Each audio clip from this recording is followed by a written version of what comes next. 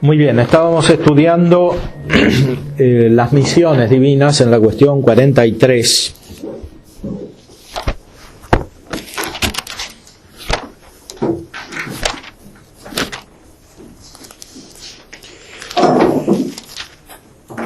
Aquí veíamos que el Hijo es enviado invisiblemente. Los artículos corresponden a los temas que presentan dificultad. Está claro que el Hijo es enviado visiblemente porque se encarnó. Lo que no está tan claro es si es enviado invisiblemente. Y en el artículo se explica que sí, que es enviado invisiblemente. Viceversa, respecto del Espíritu Santo, crea dificultad si es enviado visiblemente, porque dado que el Espíritu Santo es solamente espíritu y no se encarnó, está claro que si es enviado lo es invisiblemente. Pero como en la Escritura también aparecen manifestaciones visibles del Espíritu Santo, hay que explicar este aspecto.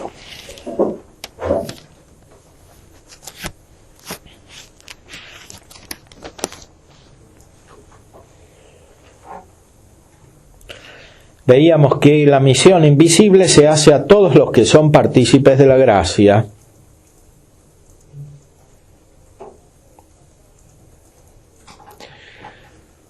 La misión, en su razón, comporta que aquel que es enviado comience a estar donde antes no estaba, como sucede en las cosas creadas, o comience a ser donde antes estaba, pero de un modo nuevo, en cuanto que la misión se atribuye a las divinas personas.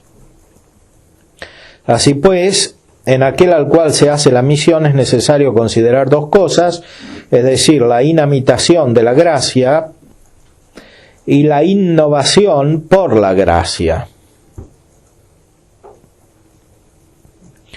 Se hace a todos una misión invisible a aquellos a los cuales se dan estos dos aspectos. O sea, cada vez que empieza a estar una persona, o cada vez que empieza a estar de un modo nuevo, por ejemplo, por un acto más intenso de caridad y de fe.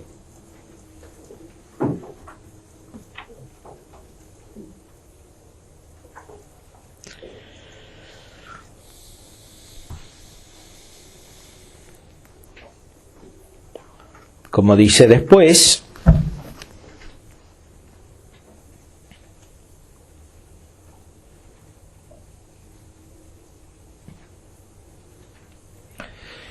en la respuesta a la segunda,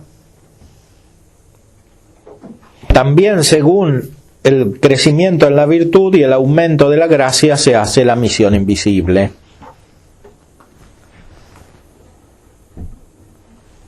Por eso dice Agustín en el cuarto de Trinitate que es enviado a alguno cuando es conocido y percibido por alguno.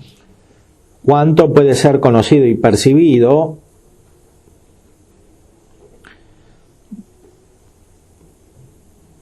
Por la captación o por el progreso hacia Dios.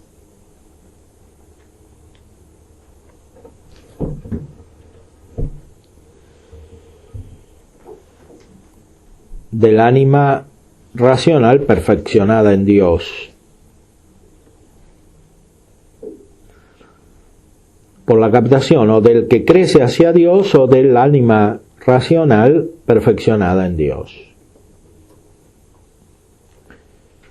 Y comenta Santo Tomás, sin embargo, según aquel aumento de la gracia principalmente se considera la misión invisible, cuando alguien crece en algún modo, en algún nuevo acto o un nuevo estado de gracia. Por ejemplo, cuando alguien crece en la gracia de los milagros o de la profecía, o se expone por el fervor de la caridad al martirio, o renuncia a las cosas que posee, o emprende una obra difícil. que hay muchas misiones invisibles. Aquí extiende la misión invisible también a las gracias carismáticas, no solo a la gracia santificante.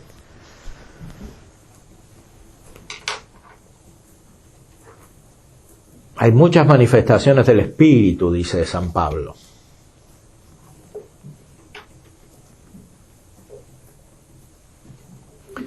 Cuando son auténticas, por supuesto, ¿no? Cualquier palabrería en la iglesia es manifestación del Espíritu.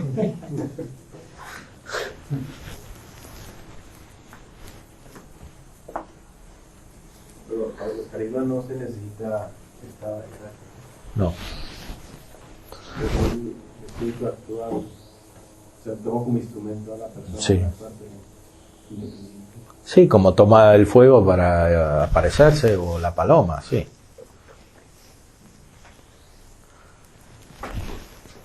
O puede hacer danzar el sol en Fátima o cosas así. Y también mucho más puede tomar una persona, ¿no? Para ejercitar obras dirigidas a la santificación siempre de la iglesia, ¿no? Al crecimiento de la santidad de la iglesia. O sea, el término, el fin es siempre la gracia santificante. En Estados Unidos hay los predicadores protestantes que curan no sé si en otros lugares. Curan, Que, ponen manos, sí. sí, curan las personas que son deshabilitadas y tal. Entonces, y a veces, y después piden Sí. Bueno, ahí hay que ver si curan de verdad, ¿no? No siempre es fácil saber si es milagro verdadero. Puede no ser milagro verdadero, ¿no? Puede curarse por razones naturales también, ¿no? O por los ángeles buenos o por los ángeles malos, demonios también pueden curar, influyendo en el orden natural, ¿no? Porque la materia corporal siempre está sujeta al influjo del ser superior, que es espiritual. Así como el alma humana gobierna el cuerpo, dice Santo Tomás, lo mueve, las sustancias separadas también mueven los cuerpos, aunque no de una manera inmediata como el alma, ¿no? Eso ya lo profundizaron los filósofos, Aristóteles, y, por ejemplo, decía que las sustancias separadas, que son los ángeles nuestros, movían las esferas celestes. Entonces, siempre es posible un influjo. Podría ser que un demonio o varios demonios ayuden a curar una enfermedad superficial.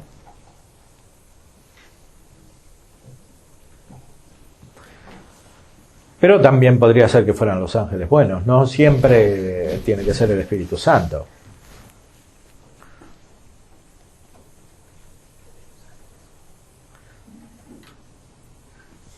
Porque hay muchos tipos de enfermedades.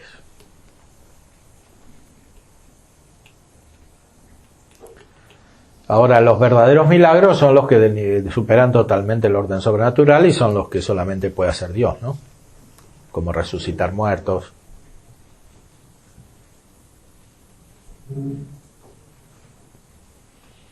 Que es lo que hacía Cristo en el Evangelio, y él mismo resucitó.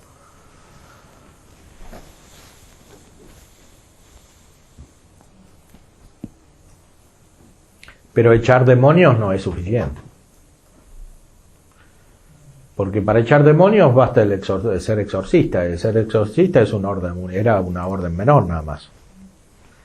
Ni siquiera era parte del orden sagrado, como sacramento del sacerdocio. Bueno, antes todo era considerado sacramento, pero era una orden incipiente.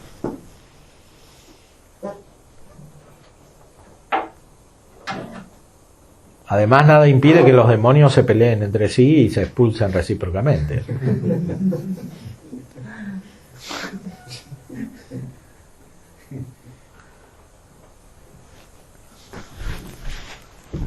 Pero normalmente cuando hacen eso es para que vengan otros y quede peor que antes la persona. Eso dice el Evangelio. ¿Sí? Se van unos y vienen otros.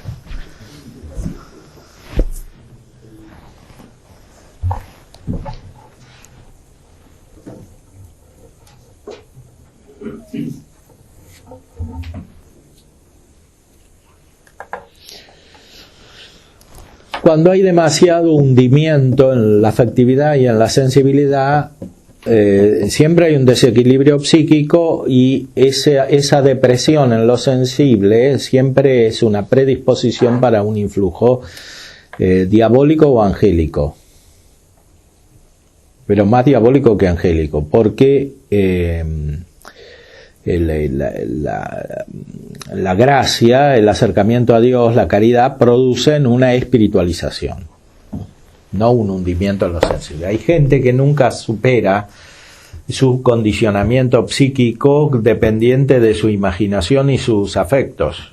Entonces, estas personas muy estructuradas de esta manera, porque no crecen espiritualmente, están más sujetas al influjo diabólico, aunque no sean poseídos por el demonio, ¿no? La mayoría no es gente poseída por el demonio, pero sí a veces es gente obsesionada, o por lo menos tentada fuertemente.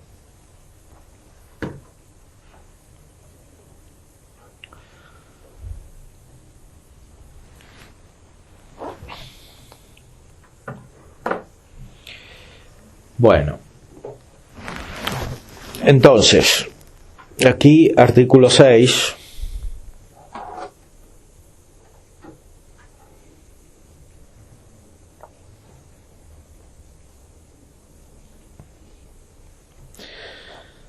También, según el crecimiento de la virtud o el aumento de la gracia, se hace la misión invisible. Aquí San Agustín y Santo Tomás dicen algo muy importante, es decir, que esta misión invisible principalmente se da por el crecimiento en la contemplación, que es la percepción. Aquí usa percipitur, que es la experiencia, como dijo antes, experiencia espiritual.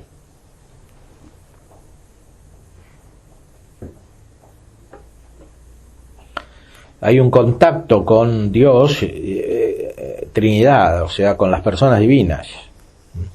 Porque aquí se trata de las misiones, no del conocimiento de la esencia de Dios, como cuando alguien tiene mucha vida espiritual y se cree que es muy perfecto porque entiende o está iluminado sobre que Dios es bueno, por ejemplo.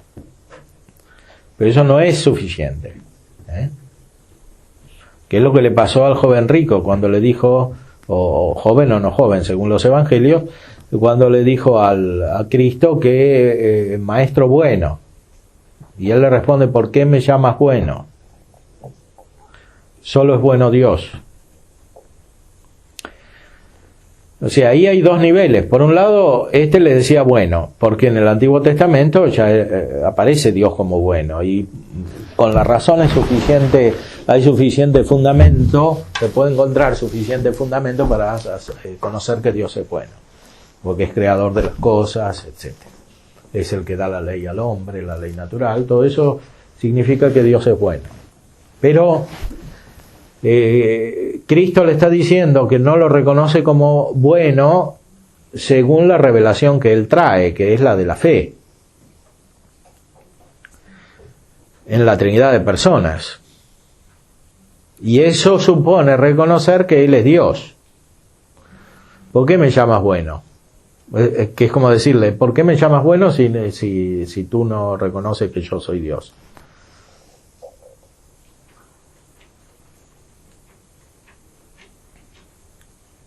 Este es otro nivel. Aquí San Agustín y Santo Tomás se refieren a este segundo nivel, de captar la realidad divina en la vida trinitaria.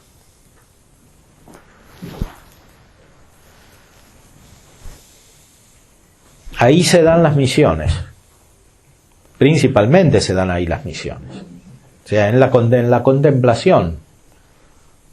Santo Tomás, cuando habla de la caridad, dice que no se crece simplemente por actos externos, y ni siquiera ejercitando la caridad que ya se tiene, sino porque Dios la da cuando hay un amor intenso espiritual que corresponde a la contemplación de la cual está hablando aquí. Así se crece, no simplemente obrando externa o internamente según la gracia y la caridad que ya se posee.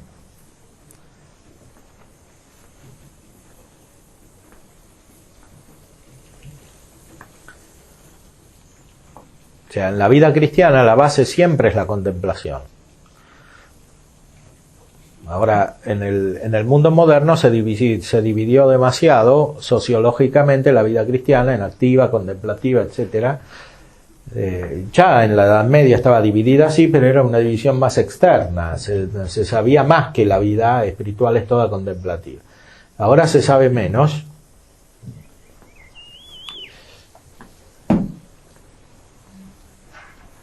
Y no solo por esta cuestión sociológica del análisis de la vida externa cristiana, sino también por una cuestión teológica, es decir, porque no se entiende bien la naturaleza de las virtudes teologales, de la gracia y del crecimiento correspondiente, que es muy diferente del que se da al nivel natural.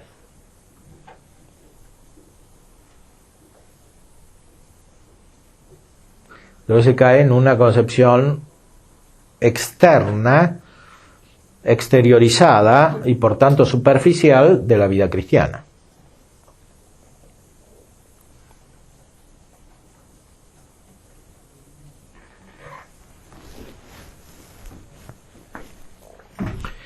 Y también porque la vida interior o la vida contemplativa a veces se entiende mal, como una sucesión de actos que tienen con iniciativa en el sujeto mismo. Por ejemplo, en la modernidad, hacer la meditación a tal hora, después rezar el rosario, después rezar la liturgia, después la Eucaristía y todo, y después trabajar todo con actos separados que implícitamente presuponen la iniciativa del sujeto como principal, como que tanto más crece el sujeto cuanto más actos hace. Y esa es una concepción equivocada, porque los actos principales dependen de la iniciativa divina. Así se dan estas misiones de las cuales se está hablando aquí. O sea, en una experiencia interior de crecimiento. Entonces hay que atender más a la evolución de la vida espiritual que a la sucesión de los actos particulares y al orden externo, que es más propio de la modernidad que es racionalista. La modernidad racionalista influye sobre este tipo de vida, incluso en el orden religioso, y al revés, también una concepción demasiado exterior de la vida religiosa en sus orígenes configuró el racionalismo de la modernidad.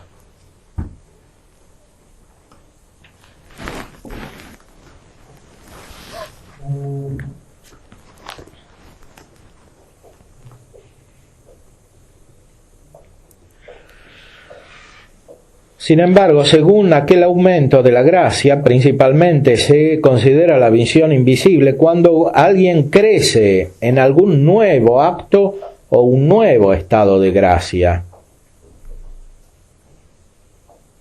Aquí subraya la novedad.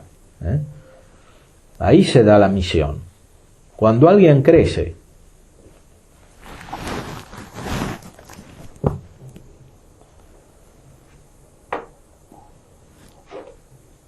Esto es el fin mismo de las misiones que están descritas en el Nuevo Testamento, o sea, la misión del Hijo y la misión del Espíritu Santo. ¿Para qué se encarna el Verbo? Para estar presente en el alma.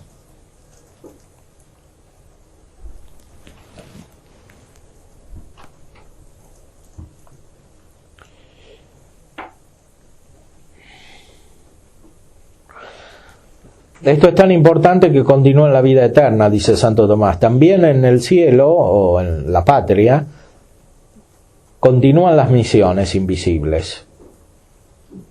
No por un crecimiento del grado de gracia o de caridad, sino porque conocen nuevos misterios. Hasta el día del juicio. a los beatos se hace una misión invisible en el mismo principio de la beatitud. Después se les hace una misión invisible, no según la intención de la gracia, sino según que algunos misterios se les revelan de nuevo, lo cual sucede hasta el día del juicio, el cual aumento se considera según la extensión de la gracia que se extiende a mayores objetos o a más numerosos objetos. Santo Tomás da a entender aquí que a los que están en el cielo se le van revelando misterios hasta el día del juicio. Y después no.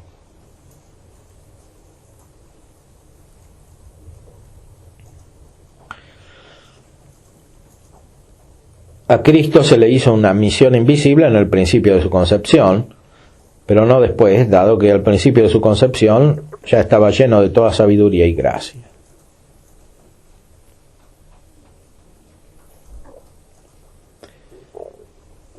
Después, una consideración interesante respecto de los sacramentos. La misión no termina en los sacramentos. Los sacramentos son solo instrumentos, incluida la Eucaristía. La misión termina en el alma.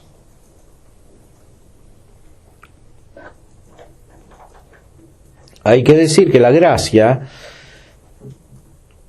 en los sacramentos de la nueva ley está instrumentalmente, como la forma de lo artificiado está en el instrumento del arte, según un cierto curso o de flujo de la gente al paciente. La misión no se dice que se hace, sino respecto del término. Por tanto, la misión de la divina persona no se hace a los sacramentos, sino a ellos que reciben la gracia por los sacramentos. Esto aplicado a la Eucaristía quiere decir que la misión no termina simplemente en el cuerpo físico de Cristo, presente al modo de la substancia en la Eucaristía, sino que termina en el que recibe el cuerpo. O sea, la comunión sacramental es para la comunión espiritual. La comunión sacramental es una participación de la comunión espiritual, especialmente como se da en los beatos, en los ángeles, dice Santo Tomás en las últimas cuestiones de la tercera parte, cuando habla de la comunión espiritual.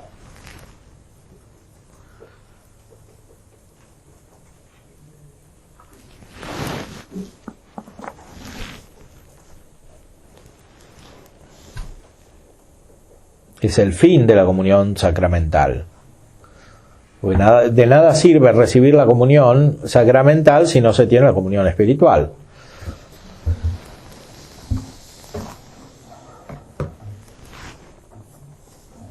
Ya hicimos todo un curso sobre la Eucaristía.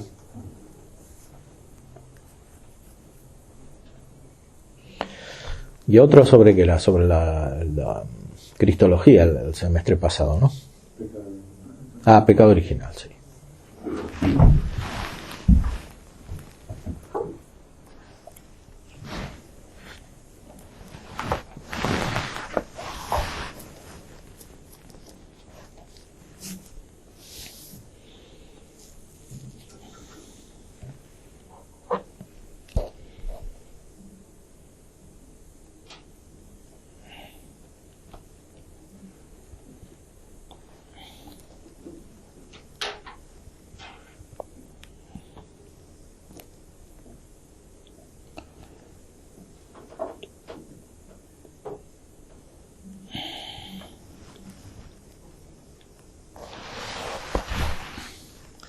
Veamos entonces si le conviene ser enviado visiblemente al Espíritu Santo.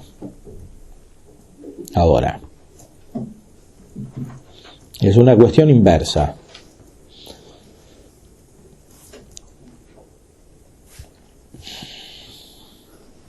Se dice en Mateo 3 que el Espíritu Santo descendió sobre el Señor bautizado en la figura de una paloma.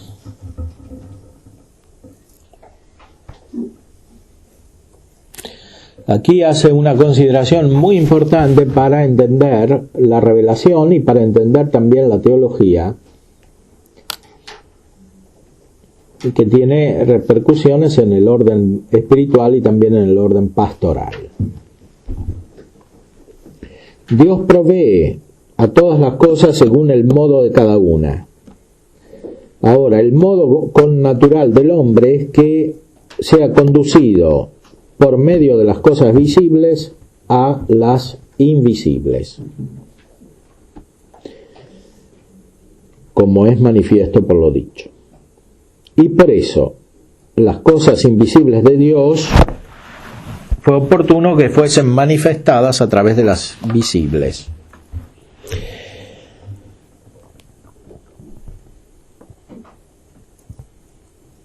Así como Dios demostró de algún modo a los hombres, a sí mismo y a las procesiones eternas de las personas, por medio de las criaturas visibles, según algunos indicios,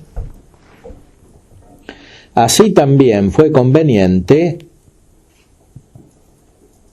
que las misiones invisibles de las divinas personas se manifestasen según algunas criaturas visibles.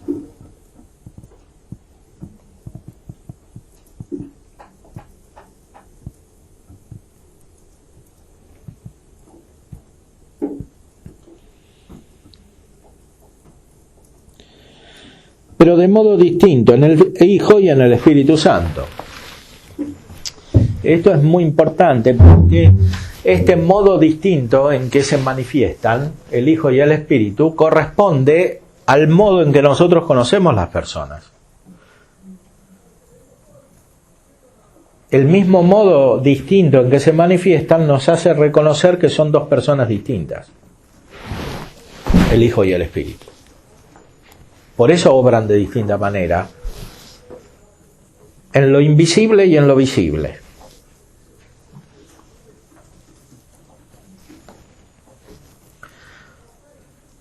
Y nuestra percepción es ayudada sea por lo directamente invisible como por lo visible, que se une con esto, porque así corresponde a nuestro modo de ser y de conocer. Como ya había dicho Aristóteles en el De Anima, el alma jamás piensa sin la imagen, no conoce sin la imagen intelectualmente.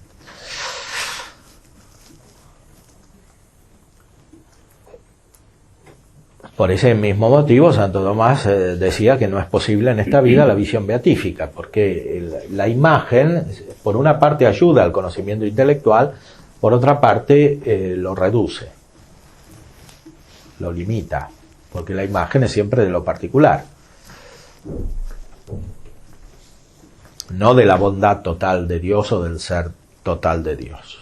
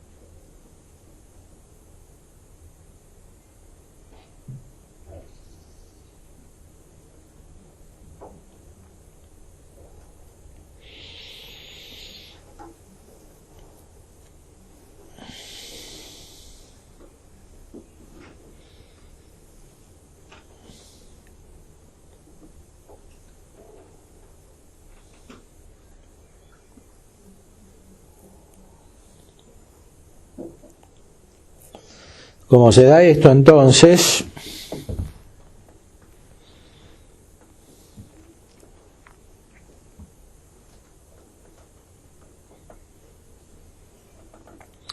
de un modo distinto en el Hijo y en el Espíritu, pues el Espíritu Santo, en cuanto procede como amor, Al Espíritu Santo, en cuanto procede como amor, compete ser don de la santificación. Al Hijo, en cuanto es principio del Espíritu Santo, compete ser autor de esta santificación. Y por eso el Hijo visiblemente ha sido enviado como autor de la santificación. Pero el Espíritu Santo como indicio de la santificación. O sea, en cierta manera el Hijo viene antes y el Espíritu Santo después, en la misión visible. Porque el Hijo es principio de la santificación, es redentor. El Espíritu Santo es el don dado por la redención. Y por eso se manifiesta después que se ha recibido.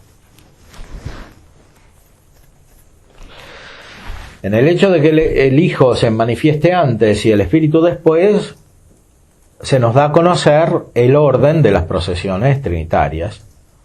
O sea que primero viene el Hijo y después el Espíritu. Y que el Hijo viene a modo de conocimiento, el Espíritu a modo de amor. Por supuesto no como nosotros lo entendemos, sino que lo que nosotros entendemos es un reflejo de lo que hay en Dios, es una participación o comunicación de lo que hay en Dios y es el fundamento por el cual nosotros podemos apropiar lo común a las personas. Ese fundamento tiene un apoyo incluso en lo sensible, no es solamente un conocimiento metafísico, es un conocimiento también sensible que ayuda al metafísico. Así como la metafísica natural necesita símbolos,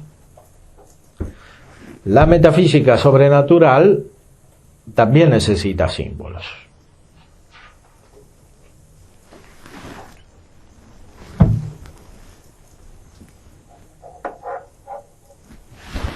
Y esos símbolos están dados primero en toda la Sagrada Escritura, que no solo refiere palabras, sino también acciones externas e imágenes de sucesos que se dieron, y está dada también en la tradición.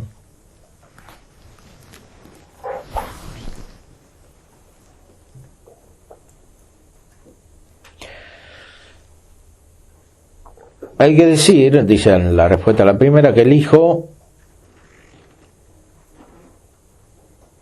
la criatura visible en la cual apareció en la unidad de la persona, la asumió de manera tal que de esa criatura, que lo que de esa criatura se dice, se pueda decir del Hijo de Dios. Y así, en razón de la naturaleza asumida, el Hijo se dice menor que el Padre. Pero el Espíritu Santo no asumió la criatura visible en la cual apareció, en la unidad de la persona,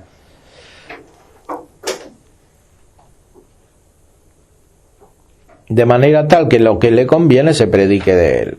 Por eso no se puede decir menor que el Padre por la criatura visible.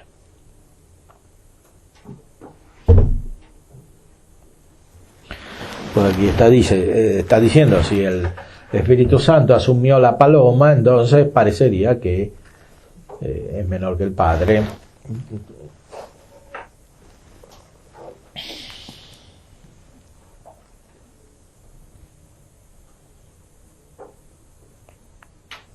Y que por tanto parecería que no fue enviado visiblemente.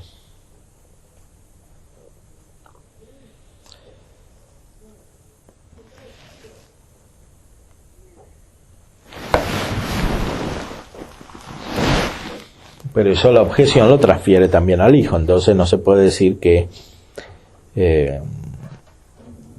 la persona esté en las criaturas visibles.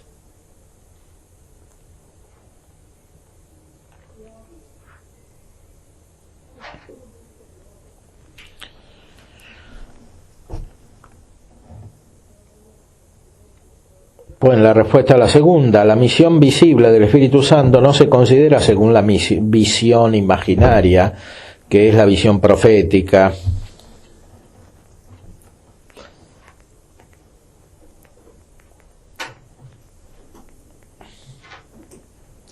pero tampoco según los signos sacramentales del Viejo y Nuevo Testamento, en los cuales se asumen algunas cosas preexistentes para significar algo, sino que el Espíritu Santo es enviado visiblemente en cuanto fue mostrado en algunas criaturas como en signos, hechas especialmente. Bueno, aquí se ve la misión. Estas criaturas son nuevas. Como es nueva la presencia que se da en la misión interior. Por eso está el Espíritu Santo en los verdaderos milagros, no en la modificación de un estado preexistente. Y también está en esta figura nueva de la paloma que se formó divinamente.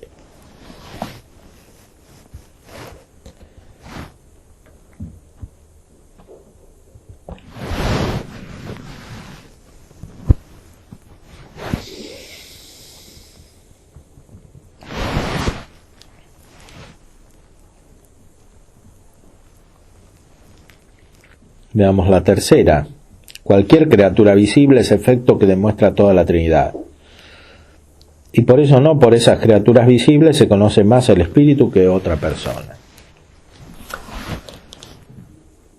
Esta es la objeción. La respuesta dice no, en realidad ya las criaturas visibles pueden ser asumidas para conocer más una persona que otra, por el procedimiento que antes designó como apropiación. Mucho más sucede esto cuando está la misión visible.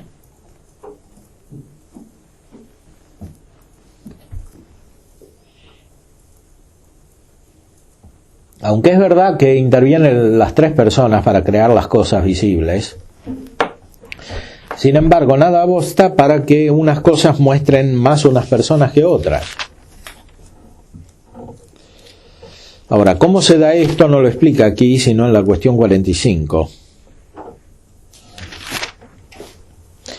Donde dice que crear corresponde a toda la Trinidad,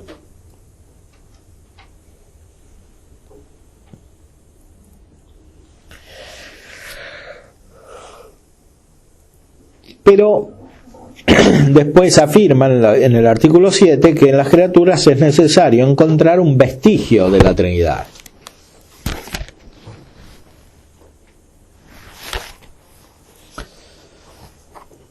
Esto es muy interesante porque conecta el orden natural con el sobrenatural. Cuestión 45, artículo 7.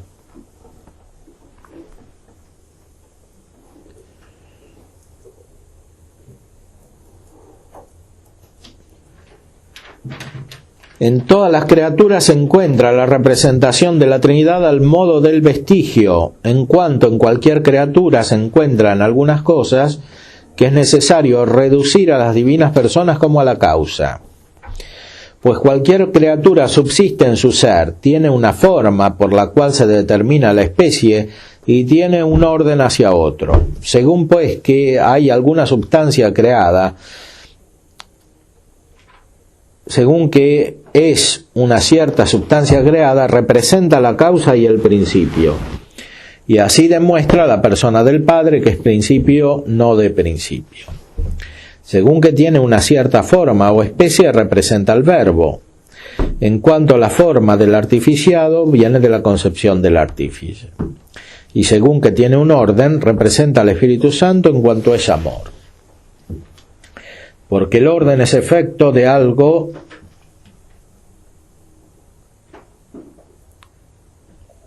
hacia algo, por la voluntad del creante. Y por eso dice Agustín en el sexto libro de Trinitate que el vestigio de la criatura se encuentra en cada criatura. Según que cada una es algo, uno, según que cada una está formada por una especie y según que tiene un cierto orden. O sea, la estructura metafísica de la criatura es trinitaria. Pero para conocer que es trinitaria la estructura metafísica hay que conocer la Trinidad. Y la Trinidad no se puede conocer sino por revelación.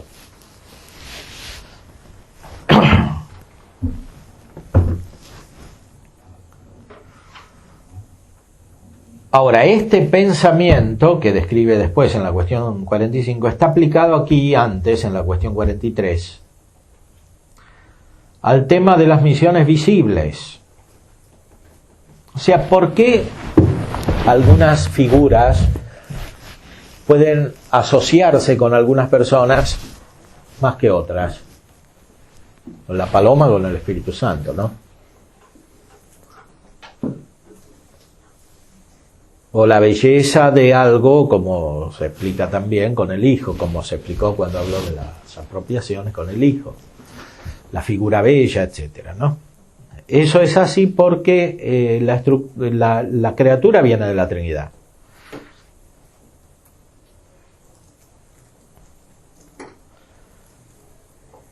Y el ser metafísico, que es trinitario, es vestigio de la Trinidad, puede ser conocido a través de propiedades o accidentes incluso sensibles, que es el modo como tenemos nosotros de conocer.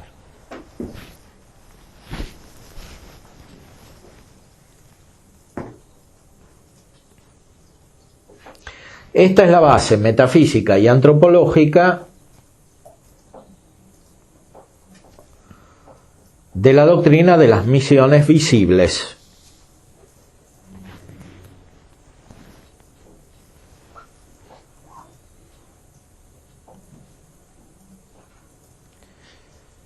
Muy bien. Bueno, terminamos y después, si quieren preguntar, después hagan preguntas.